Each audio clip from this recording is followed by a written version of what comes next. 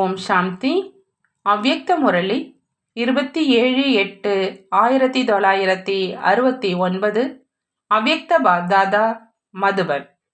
உதவியை பெறுவதற்கான சாதனம் தைரியம்.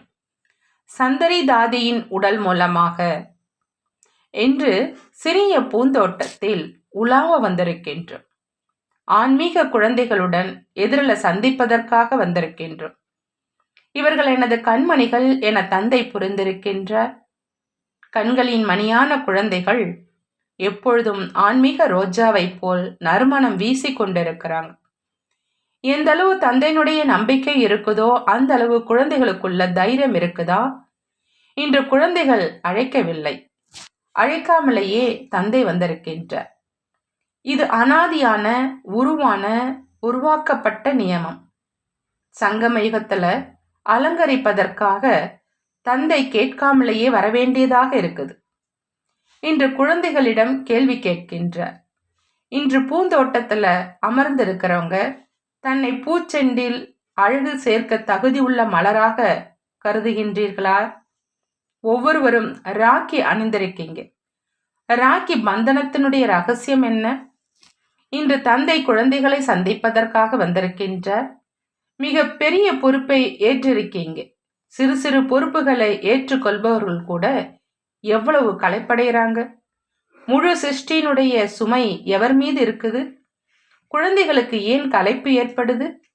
ஏன்னா தன்னை ஆன்மீக ரோஜா மலராகிய ஆத்மா என புரிஞ்சிக்கல. ஆத்மா அப்படின்னு புரிஞ்சிக்கும் பொழுது தேகத்திலிருந்து விடுபட்டவராக மற்றும் அன்பானவராக இருக்க முடியும். தந்தை எப்படி இருக்கின்றாரோ அதே மாதிரி குழந்தைகள் இருக்கணும். எந்த அளவு தைரியம் இருக்கின்றதோ அந்த அளவே தந்தை உதவி செய்து கொண்டே இருக்கிறார். தைரியம் கொள்றதுனால உதவி கிடைக்குது. மேலும் உதவினால தான் மலையை தூக்க இயலுது. கலியுக மண் மலையை அகற்றி சத்தியுக தங்கத்தை உருவாக்கணும். எப்படி உருவாக்கணும்? இதற்கான விடை கேள்வியிலேயே அடங்கியிருக்கு. இன்று சிறிது நேரத்திற்காக சந்திப்பு செய்வதற்காக தந்தை வர வேண்டியதாகிடுச்சு. தந்தைக்கு விருப்பம் என்பது இருக்குதா? அவர் விருப்பத்தில் இருந்து விடுபட்டவராக, இச்சையற்றவராக இருக்கிறார். இருந்தாலும் ஏன் விருப்பம் ஏற்படுது? நீங்கள் அனைவரும் விருப்பம் அற்றவராக ஆகிட்டீங்க. ஆனால் தந்தைக்கு இச்சை ஏற்பட்டிருக்கு. தந்தை குழந்தைகளை எவ்வாறு பராமரித்து கொண்டிருக்கின்றார் என்பதை குழந்தைகளாக நீங்கள் அறிந்திருக்கவில்லையா? இவ்வளவு பொறுப்புகளை எப்படி சிறப்பாக பராமரித்து தந்தையினுடைய விருப்பத்தையும் பூர்த்தி செய்தாரோ அதே மாதிரி இப்பொழுது குழந்தைகளுடையதையும் பூர்த்தி செய்து கொண்டிருக்கிறார். தந்தை ஒவ்வொரு குழந்தையினுடைய விருப்பத்தை பூர்த்தி செய்ய வேண்டியாக இருக்கிறது. கூடவே சில நேரம் தனது விருப்பத்தையும் செயல்படுத்த வேண்டியிருக்குது. குழந்தைகளின் விருப்பத்தை ஏன் பூர்த்தி செய்கின்றார்? குழந்தைகள் அனைவரும் கண்களின் மணிகளாக இருக்கிறாங்க.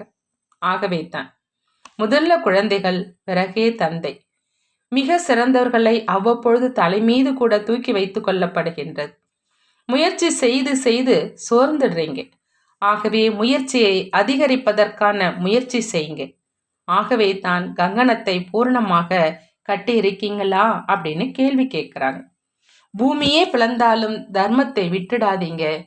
இன்றைய தினம் விரோதிகள் கூட பகைமையை மறந்து நண்பர்கள் ஆகிடுறாங்க. குழந்தைகள் சதா தனது அடியை முன் வைத்து முன்னேறி செல்லணும். கிரீடம், சிம்மாசனம் முதலியவை என்ன கிடைக்க இருக்கிறதோ அவற்றின் மீது பார்வை இருக்கணும். நான் இன்னார் ஆவேன் அப்படின்னு சொல்வதோடு மட்டுமல்லாமல் இப்பொழுது செயல்வரை கொண்டு வருவதற்கான அந்த தாரணை செய்யணும். லக்ஷ்மி நாராயணர் எவ்வாறு நடக்கின்றார்கள், எவ்வாறு அடியெடுத்து வைக்கின்றார்கள், எவ்வாறு கண்களை கீழும் மேலும் அசைக்கின்றார்கள், அதே மாதிரி நடத்தை இருந்தால் லக்ஷ்மி நாராயணன் ஆகிவிடுவீர்கள். இப்பொழுது கண்களை மேலே உயர்த்தினீர்கள் அப்படின்னா என்னை போல எவரும் இல்லை என்ற தேக அபிமானம் வந்துவிடும். எனது உனது என்பது வந்துவிடும். பணிவு மனிதர்களுடைய கண்களை தாழ்த்தி விடுகின்றது அப்படின்னு பக்தி மார்க்கத்துல கூட சொல்றாங்க. ஒவ்வொருவரும் தன்னை அலங்கரிக்கணும். சதா நறுமணம் வீசிக்கொண்டே இருங்க. என்ன லட்சியம் கிடைச்சிருக்குதோ அதே லட்சுமி நாராயணராக ஆகணும். சரியான வழிப்படி நடக்கணும். அடியை முன்வைத்து முன்னேறணும்.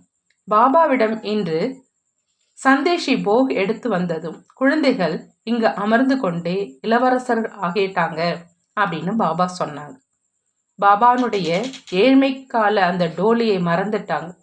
வைபவங்கள் அங்கே கிடைக்க போகுது. சங்கமயுகத்தில் ஏழ்மைக்கான டோலி நினைவில் வருது. அதுதான் தந்தைக்கு அன்பிற்கு உகந்ததாக இருக்குது. சுதாமாவின் அவளுக்கு மதிப்பு இருக்கின்றது இல்லையா? இந்த டோலியில் அன்பு நிறைஞ்சிருக்குது.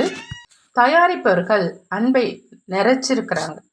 தந்தை மேலும் அன்பை நிறைத்து குழந்தைகளுக்கு ஊட்டுறாங்க. சிந்தி அல்வா ஊட்டினார். தீதி சேவையை முடித்துட்டு வந்திருக்கிறாங்க. அனைத்தும் சரியாக இருந்ததா? அனைத்தும் நேமப்படி நடைபெற்று கொண்டிருக்கின்றதா? பயம் கொள்வதற்கான விஷயம் ஒன்றும் கிடையாது. காலத்தின் ஒத்துழைப்பும் இருக்கிறது. குழந்தைகள் ஒவ்வொரு விஷயத்திற்கான முயற்சி செய்யணும். சமயத்தை அனுசரித்து அழிவற்ற ஞான யக்ய குண்டத்தை நிறைக்கணும். சுவாகா செய்திடணும். யக்யம் நிலைத்திருக்கணும். அதாவது உலக யக்யமோ 10-12 தினங்கள் செய்து முடித்த பின் அவ்விடம் முன்பிருந்தது போலவே ஆகிடும். இதுவோ அழிவற்ற யக்யமாகும். சிவபாபானுடைய பொக்கிஷம் நிறைந்திருந்தால் காலன் பகைவர்கள் விலகிடுவாங்க. எப்பொழுது புது உலகம் செல்வீர்களோ அப்பொழுதே விலகி போகும். அனைத்தும் சரியாகவே நடைபெறும். குழந்தைகளுடைய புத்தி வல்லமை பொருந்தியதாகவும் தொலைநோக்கு பார்வை உடையதாகவும் இருக்க வேண்டும். தொலைநோக்கு பார்வை உடையவராக ஆக்குவதற்காக கிரீடம், சிம்மாசனம் ஏற்கனவே வழங்கப்பட்டு விட்டது. நல்லது. ஓம் சாந்தி. நன்றி பாபா, நன்றி.